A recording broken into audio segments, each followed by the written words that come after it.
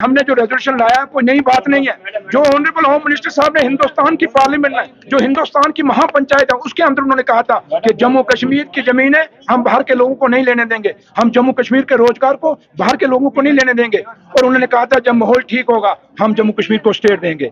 इसलिए आज जो नेशनल कॉन्फ्रेंस मेरे लीडर डॉक्टर फारूक अब्दुल्ला साहब ने किया, जो उमर अब्दुल्ला साहब ने किया, ये वही बात है जो इलेक्शनों में हमने कैंपेन में कहा और अपने मैनिफेस्टो में कहा। हमने उसी बात को पूरा किया। हमने जो ऑनरेबल होम मिनिस्टर थे उनको याद दिलाया कि ये वादा आपका है। अगर आप बिहार को कह सकते हैं कि आपको अपने साथ चलाने के लिए कि हम स्पेशल स्टेटस देंगे, आप चंद्रबाबू नायडू को कह सकते हैं कि हम आपको स्पेशल स्टेटस देंगे, हिमाचल को आपने दिया, कई और राज्य मांग रहे हैं, तो जम्मू कश्मीर ने कौन सा अलग बोला है? हम भी हिंदुस्तान के आइन के अंदर रह के, और हमने अपने रेजोल्यूशन में लिखा है हिंदुस्तान को हम मजबूत करना चाहते हैं, जम्मू कश्मीर को हम मजबूत करना चाहते हैं, हिंदुस्तान की डेमोक्रेसी को मजबूत करना चाहते हैं। उस डेमोक्रेसी के अंदर रह के हमने अपना हक दिखाया है। ये जम्मू के लोग भी चाहते हैं, ये कश्मीर के लोग भी चाहते हैं।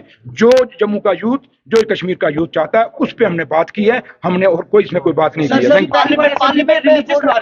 है। देखिए उन्होंने जो नारे लगाए वो क्या है? भगवान राम मेरे भी हैं, भगवान राम आप सबके हैं, क्योंकि हमें बचपन से पढ़ाया गया भगवान एक है, रब एक है। तो इसलिए अगर भगवान राम जी के नारे लगा रहे हैं तो मैं उनको कहूंगा झूठे नारे मत लगाइए। अगर सही मैंने भगवान राम जी को आप मानते हो तो भगवान राम जी का जो था, उनके राज्य में राम राज्य क्यों कहा जाता है? क्योंकि उसमें हर आदमी को बराबरी का हिस्सा मिलता था, उनको इंसाफ मिलता था, वहां पिक एंड चूज नहीं होता था। हम भी तो वही कह रहे हैं, भगवान राम जी का राम राज्य लाइए, हमारा स्टेट दीजिए क्यों हम चाहते हैं, हमारा हक दीजिए, जो हमारा बच्चों का रोजगार है उसको बचाइए। हम यही तो कह रहे हैं कि जो आपने हमारे दरिया बेच दिए, आपने हमारे इंडस्ट्री की जमीनें बेच दी, आपने हमारे यहाँ वाइन पॉलिसी लाके हमारे बच्चों को बेरोजगार कर दिया, उनकी दुकानें छीन ली, बाहर को लोगों को दे दी, ठेके आपने बाहर के लोगों को दे दिए। आपने जो भी ठेका, चाहे पीएचई का, आर्मी का, बड़े बड़े प्रोजेक्ट आ रहे हैं, बाहर के लोग आ रहे हैं, हमारे बच्चों को ना इंडस्ट्री में नौकरियां मिल रही हैं, ना हमारे बच्चों को प्रोजेक्टों में रोजगार मिल रहा है, ये बाहर के लोग आ रहे हैं। तो अगर जो कुछ है